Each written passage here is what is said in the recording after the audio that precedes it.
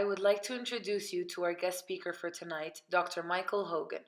Dr. Hogan is the author of 24 books, including the best-selling History of the San Patricio Battalion in Mexico, which was the basis for an MGM movie and 2 award-winning documentaries.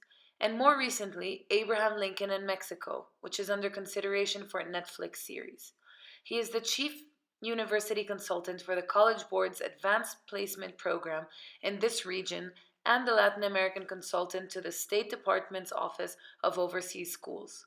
A former head of the English Department and the Social Studies Department at ASFG from 1990 to 2004, Dr. Hogan founded our literary magazine Sin Fronteras and began the Advanced Placement Program at ASFG. He is now an Emeritus Humanities Chair at the school, mentoring AP Capstone Seminar and AP Research students. This is his 29th annual Keynote speech to the National Honor Society. Please join me in welcoming Dr. Michael Hogan. In these days about the wealth gap, the 1% versus the rest of us folks.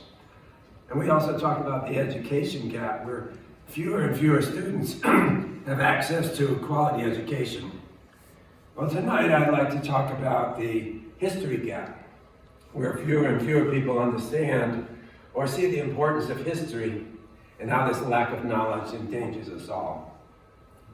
During the last visit of the Pope to Mexico, for example, the CNN reporter in Mexico City said, "And now the Pope is leaving this Central American capital to return to Rome." Central America? Mexico City, really? And this was a major TV news network. A couple of weeks ago, when Evo Morales left Bolivia, the Guardian newspaper in the UK reported, "And so ends the career of the first indigenous president in Latin America." Really? The first? And what about Benito Juarez? Earlier this year, when Nicaraguans, El Salvadorans, and Hondurans were streaming in a caravan to the US, Bill O'Reilly on Fox News announced the Mexican invasion of the United States. And this would, of course, be considered ludicrous if the people responded to the announcement with scorn. But instead, months later, an 18-year-old from Dallas shot and killed 22 people in an El Paso Walmart in order to stop what he called the Mexican invasion of his country.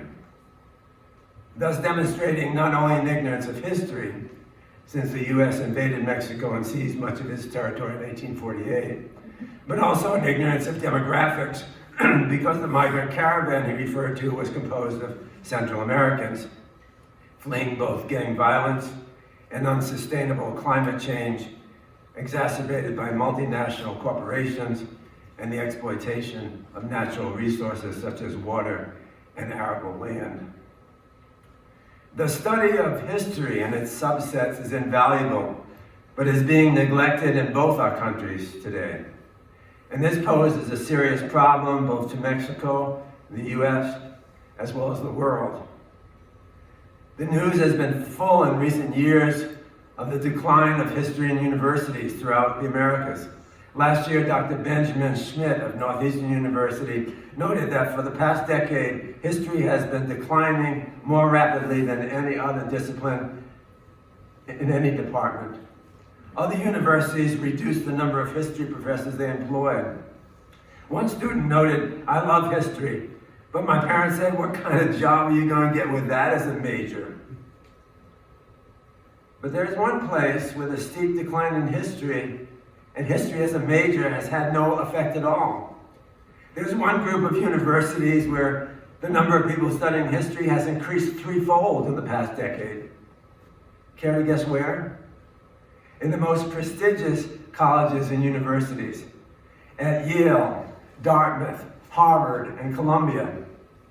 When I told a fellow teacher about this, she replied, "Oh, well, of course, they don't have to worry about getting a job." But the answer is more interesting than that.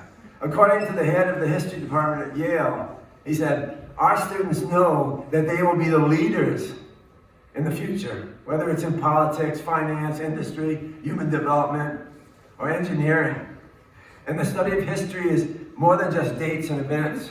It includes the study of geography, of statistics, of demographics, of climate change, of law, of foreign relations. And for that reason, some of our brightest STEM students take history courses, as well as those in international business and marketing. History makes you feel like you're part of a continuum. You're part of the generation that was here before you and the generations before them. And you learn from their mistakes and failures as well as their accomplishments and victories. You learn that you are not alone. Fernando Rojas, a Mexican and the head of Yale's Institute of Transnational Migration, has a degree in history. So does Prince Charles in the UK. So does Howard Stringer, the former CEO of Sony Corporation. So does Chris Hughes, the co-founder of Facebook. It has been the major choice for leaders in government. Among U.S. presidents with a history degree are Woodrow Wilson, John F. Kennedy, and Dwight Eisenhower. Also Secretary of State Henry Kissinger, former Prime Minister of England Winston Churchill, 3 Supreme Court justices, and 6 Nobel Prize winners.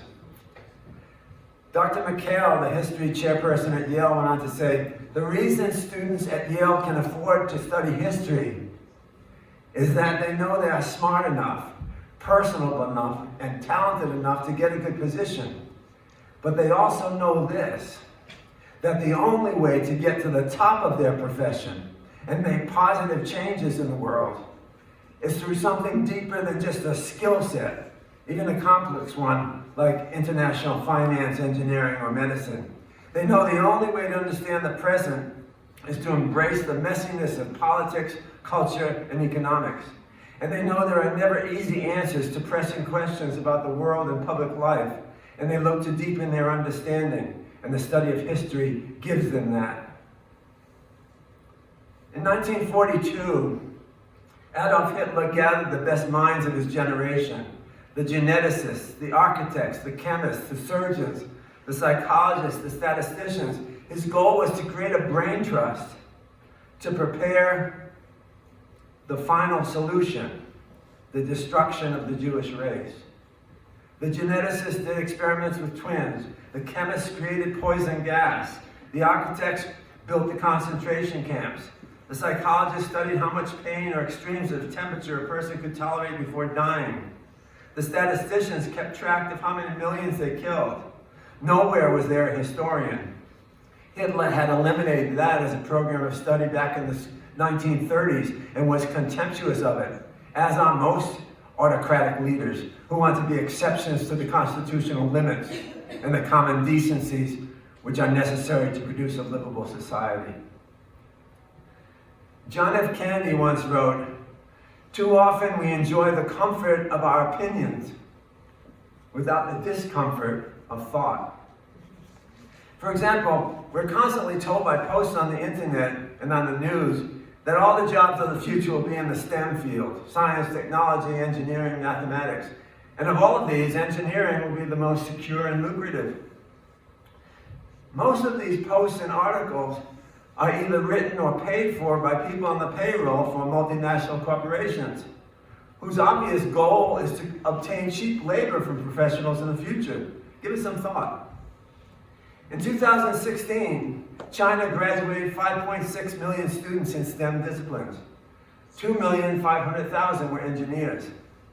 In India, that same year, they graduated 1.8 million STEM students, and 800,000 of them were engineers. 60% of those in India are unemployed today. Many are waiting to get visas to go to the US or to Mexico, where they will flood the market and lower the wages for engineers in these countries, well into 2025, 2030, and beyond.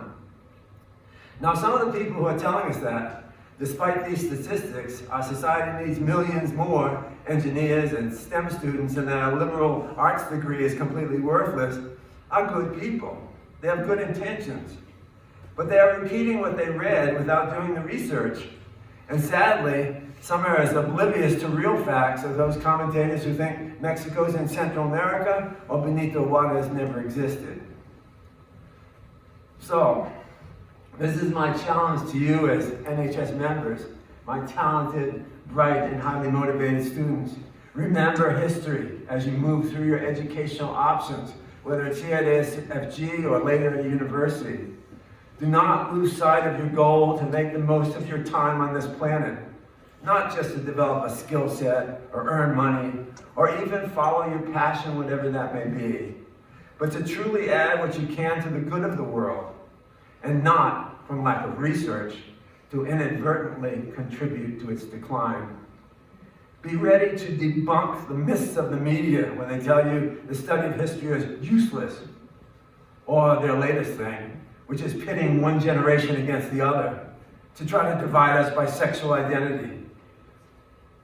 For every Greta Thunberg at 16, there's a Jane Fonda at 81, who has been arrested 5 times this past year, by the way, for protesting climate change in front of the White House. And for every woman like Jane Fonda, there's a man like Jimmy Carter who's out there building affordable housing for the homeless through Habitats for Humanity. Those who do not see a multi-generational world are like birds in a cage, locked in a dreary present, with no understanding of the past and no true vision of the future. People of all generations, colors, creeds, and sexual identity are truly working together to make this a better world.